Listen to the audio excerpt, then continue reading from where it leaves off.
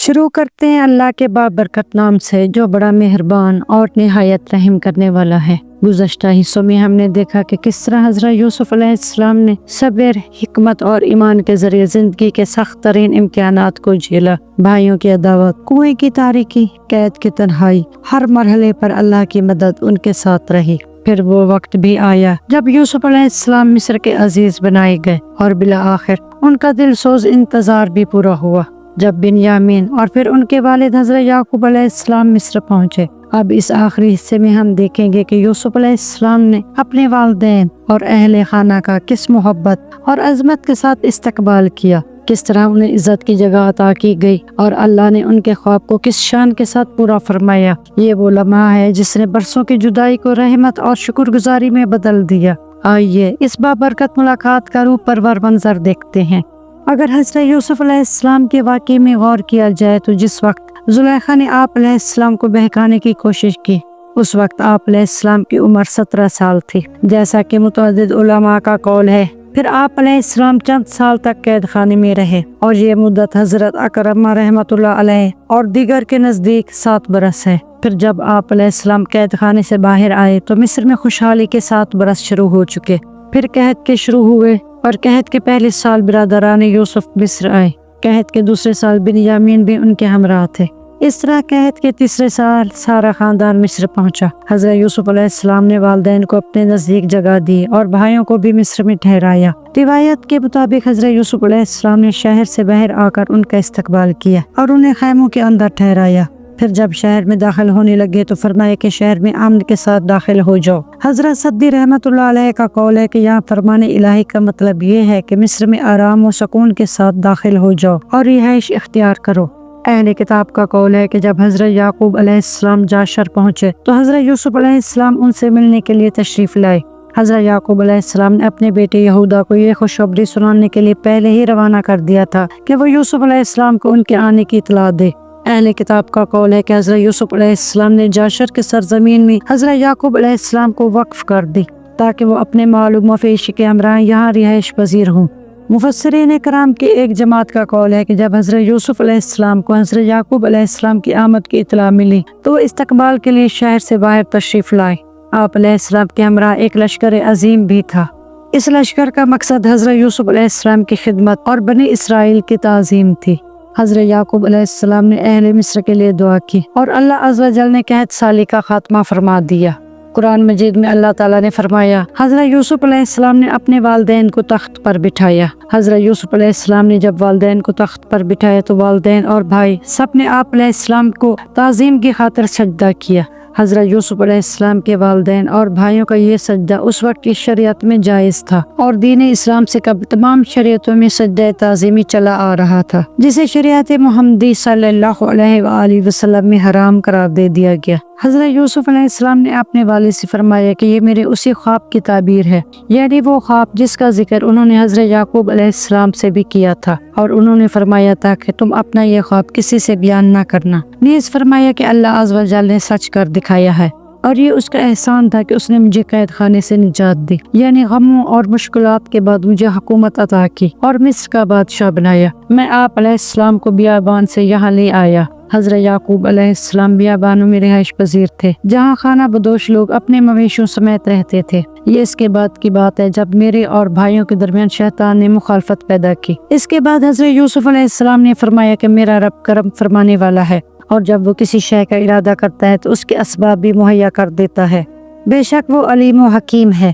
اہل کتاب کا قول ہے کہ حضرت یوسف علیہ السلام نے اہل مصر سے ان کے اموال کے بدلے سادہ غلہ فروخت کر دیا۔ تمام اہل مصر ان کے غلام بن گئے۔ پھر حضرت یوسف علیہ السلام نے انہیں آزاد کیا اور ان کی زمینوں کو ان کے حوالے کر دیا اور حکم جاری کیا کہ وہ اپنے فصلوں کا 5واں حصہ انہیں دیں گے۔ چنانچہ اہل مصر کا یہ طریقہ ان کے بعد بھی جاری رہا۔ حضرت سالبی رحمۃ اللہ علیہ فرماتے ہیں کہ حضرت یوسف علیہ السلام قحط کے دنوں میں پیٹ بھر کر کھانا تناول نہ فرماتے تھے، دوپہر کے وقت کھانا کھاتے تھے اور بھوکے لوگوں کو کھانا کھلانا بھولتے نہ تھے۔ ان کے بعد آنے والے مصر کے دیگر بادشاہوں نے بھی ان کے اس طریقے کو جاری رکھا۔ حضرت یوسف علیہ السلام نے دیکھا کہ اللہ عز و جل کی عطا کی ہوئی نعمتیں عام ہو چکی ہیں اور ان کا سارا کنبہ ایک جگہ جمع ہو گیا ہے۔ तो आप अलैहिस्सलाम ने ख्याल किया कि ये दुनिया हमेशा रहने का मकाम नहीं है, यहाँ जो कुछ है वो ख़त्म होने वाला है, हर अरूज को ज़वाल है। तो आप अलैहिस्सलाम ने अल्लाह अज़्ज़ व जल की हम्द व सना बयान की और उसके फजल व एहसान पर उसका शुक्र अदा किया। फिर आप अलैहिस्सलाम ने बारगाह खुदावंदी में दुआ की कि इलाही मुझे दीन पर इस्तकामत अता फरमा और उसी पर मौत अता फरमाना, मुझे अपने नेक बंदों में शामिल रखना और दीन हक पर मेरी मौत हो। हज़रत इब्न इसहाक़ रहमतुल्लाह अलैह ने अहले किताब का कौल रिवायत किया है कि हज़रत याकूब अलैहिस्सलाम मिस्र में 17 साल तक क़याम पज़ीर रहे। हज़रत याकूब अलैहिस्सलाम ने विसाल से कबल हज़रत यूसुफ अलैहिस्सलाम को वसीयत फरमाई कि मुझे मेरे आबा व अजदाद हज़रत इब्राहीम अलैहिस्सलाम और हज़रत इसहाक़ अलैहिस्सलाम के पहलू में दफन करना।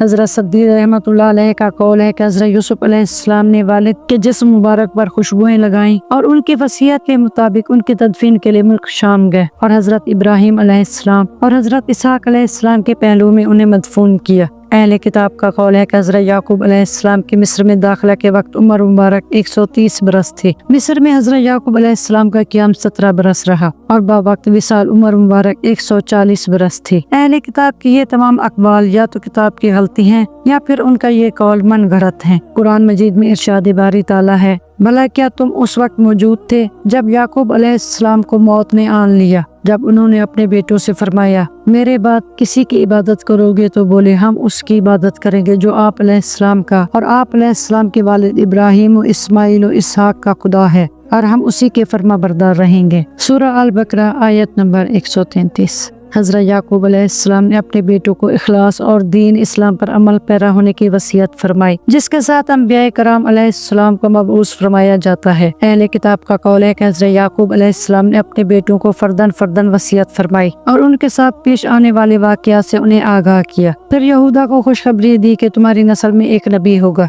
जिसकी अताअत तमाम कबीले करेंगे, यानी ईसा अलैहिस्सलाम। वल्लाह आला। अहले किताब का कौल है कि हज़रत याकूब अलैहिस्सलाम का विसाल हुआ तो मिस्र के लोग 70 दिन तक रोते रहे। हज़रत यूसुफ अलैहिस्सलाम ने तबीबों को हुक्म दिया कि वो हज़रत याकूब अलैहिस्सलाम के जिस्म मुबारक पर खुशबुएं लगाएं। फिर 40 दिन के बाद हज़रत यूसुफ अलैहिस्सलाम ने शाही मिस्र से इजाज़त ली ताकि हज़रत याकूब अलैहिस्सलाम को आबा व अजदाद के पहलू में सुपुर्द खाक किया जाए। जनाजे में मिस्र के मुअज़्ज़िज़ीन ने भी शिरकत की। ये लोग हबरून पहुँचे और हज़रत याकूब अलैहिस्सलाम को हज़रत इब्राहीम अलैहिस्सलाम और हज़रत इसहाक़ अलैहिस्सलाम के पहलू में मदफून किया गया। फिर तमाम लोग अपने घरों को लौट गए। हज़रत यूसुफ अलैहिस्सलाम के भाइयों ने उनके पास आकर अफसोस का इजहार किया और रोए। हज़रत यूसुफ अलैहिस्सलाम ने उनके साथ अच्छा बर्ताव किया और वो लोग मिस्र में ही आबाद हुए।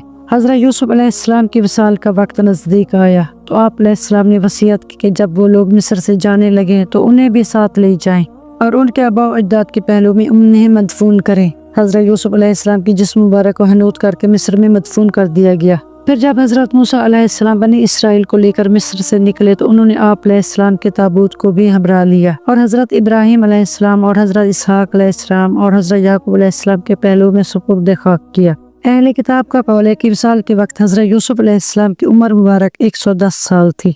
अल्लामा इब्न जरीर रहमतुल्लाह अलैह का भी यही कौल है।